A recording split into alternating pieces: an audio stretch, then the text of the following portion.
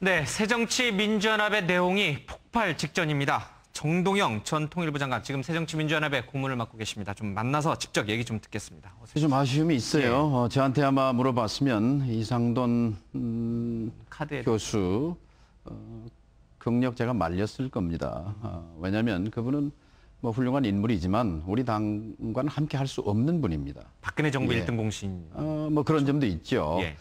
우리 당원과 지지자들은 지난 대선 패배에 대한 아픔이 있는데 저쪽 캠프의 핵심으로서 대선 승리의 1등 공신을 우리 당의 비대위원장으로 당수거든요. 예. 모신다는 것을 정서적으로 용납하기 어려울 것이고 예. 그것보다 더 중요한 것은 당이라는 건 노선과 가치를 중심으로 모이는 겁니다. 노선과 가치가 없으면 나머지는 권력 투쟁밖에 안 남거든요. 예. 그런데 당의 이 노선과 가치를 정체성이라고 말합니다. 그런데 이상돈 교수는 기본적으로 민주당의 정체성의 핵심에 해당하는 햇볕 정책을 강력하게 부정해온 분입니다. 이분은 과거에 햇볕 정책 때문에 북한이 핵을 개발했다 이렇게 주장을 해왔고 예. 따라서 김대중 대통령과 노무현 대통령은 이적 행위를 했다. 그리고 김대중 대통령과 노무현 대통령은 반역 행위로 처벌해야 한다 하는 아주 강력한 합리적 보수, 온건 보수의 선을 넘어서서 남북 관계에 관해서는 아주 극우적인 시각을 가진 분입니다. 예. 그래서 저는 그 사실을 알기 때문에 이런 분을 당의 비대위원장으로 모신다는 것은 있을 수 없는 일이다라고 맨 처음부터 말씀을 드렸던 것이고 당내에서는 이런 사실을 모르는 분도 많습니다.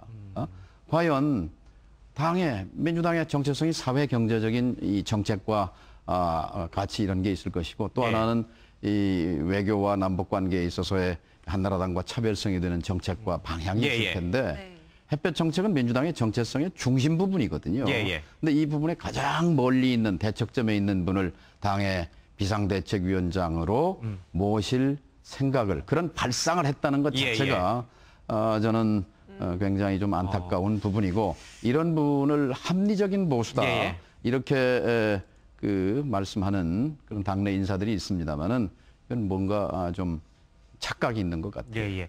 그러면 우리 정 고문님처럼 이상돈 교수에 대해서 정확히 알고 계시는 그 부분을 왜 참여정부의 비서실장까지 했고 지난 대선에 후보까지 하셨던 문재인 의원은 그 사실을 망각하시고 영입을 흔쾌히 동의해 줬을까요? 글쎄 모르겠습니다. 문 의원이 그 사실을 알았는지 몰랐는지. 그러나 문재인 의원은 노무현 대통령을 지근거리에서 보좌했고 또 남북관계에 대해서도 역할을 했던 분인데 저는 이해할 수가 없습니다. 어떻게 이상돈 교수를 당의 비대위원장으로 영입하는 것을 동의했는지 그 부분에 대해서는 저도 이해하기 어렵습니다. 문재인 의원이 이번 논란과 관련해서 오늘 MBN과 단독 인터뷰를 가졌습니다. 잠시 영상 보시겠습니다.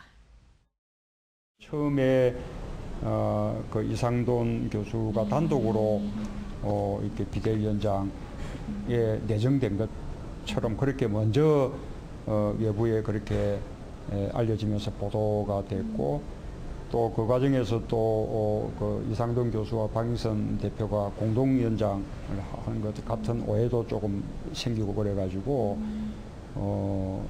그에 대한 이제 불만들이 이제 걷잡을 수 없이 표출된 것이었고 그러고 난 이후에 공동위원장 방안이 제시가 됐지만 그때는 이미 상황이 좀 어려워져 버렸던 측면이 있는 거죠.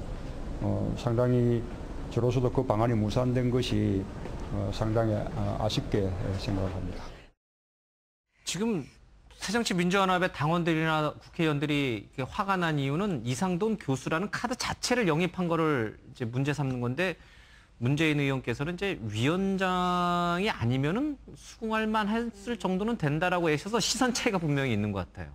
네, 그러니까 이상돈 교수의 정체성에 대해서 같이 할 수 있는 사람이다 이렇게 간주를 한 것 같습니다만 저는 그렇게 보지 않습니다. 이상돈 교수가 갖고 있는 적어도 남북관계에 관해서 햇볕 정책에 관한 그 시각에 대해서 명백한 그 자신의 성찰과 사과 이런 절차 없이 이 부분에 대해서는 타협의 여지가 없는 부분이라고 생각합니다.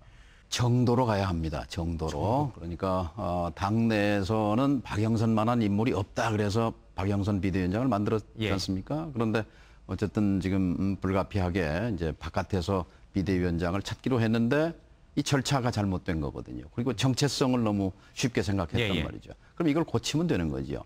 밖에 이 민주당이 지향하는 중산층과 서민을 위한 정당이라는 가치와 노선에 부합한 또 그런 삶을 살아온 분들이 많이 계십니다. 어른들도 많이 계시고요. 자, 제가 그제 광화문 세월호 광장 천막에서 아주머니 한 분을 만났는데 제 팔을 잡고 펑펑 우시는 거예요.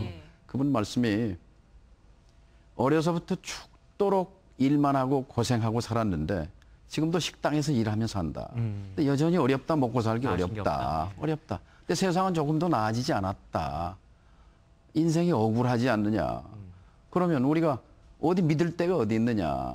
민주당밖에 없는데 민주당이 어떻게 이 모양이 이 꼴이냐. 우리가 어디를 믿으라는 말이냐.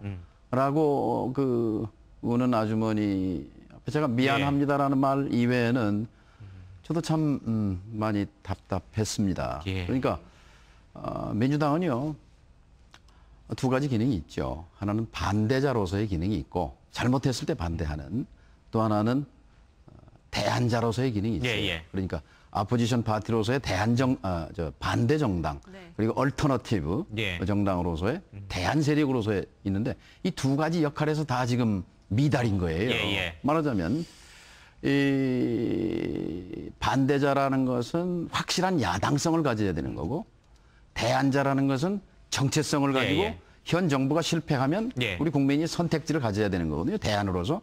그런데 지금 민주당은 이 새누리당 정부에 대한 대안도 아닐 뿐만 아니라 현 시점에서 확실한 반대자의 역할도 못하는 거예요. 그러니까 옛날에 유신 말기에 야당이 흐물흐물하니까 야당성 회복 투쟁 동지회라는 게 나와서 그래서 강력한 선명 야당이 그때 김영삼 총재를 중심으로 형성이 돼서 유신의 종식을 이끌어내는데 야당이 앞장섰습니다.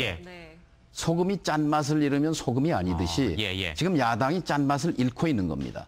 야당은 확실한 야당성을 가져야 되는 거고, 그다음에 이 정부가 실패했을 때 그다음 대한 정부로 들어설 수 있는 그런 실력을 갖춰야 되는데 이 점에서 지금 미달하고 있습니다. 그런데 박영선 위원장이 실패했다고 해서 그냥 미봉책으로 적당히 안에서 찾고 넘어가자. 이것은 당이 더 망하는 길이라고 생각합니다. 그래서 지난 한 달 반 동안 시간이 아깝긴 하지만 지금부터라도 다시 이 외부에서 정말 당의 정체성에 맞는 그런 혁신적인 인사를 공개적으로 공론회장에서 저는 모셔다가 원점에서부터 당을 재건하는 것이 당이 살아날 길이라고 생각합니다. 그런 점에서는 문재인 의원도 적임이 아니고 정동영이도 적임이 아니고 어떤 당내 인사도 그 일을 감당할 수 없다고 외부 생각합니다. 인사로 해야 된다. 이런 목소리가 좀 많이 바깥으로 좀 표출이 되고 나와야 되는데.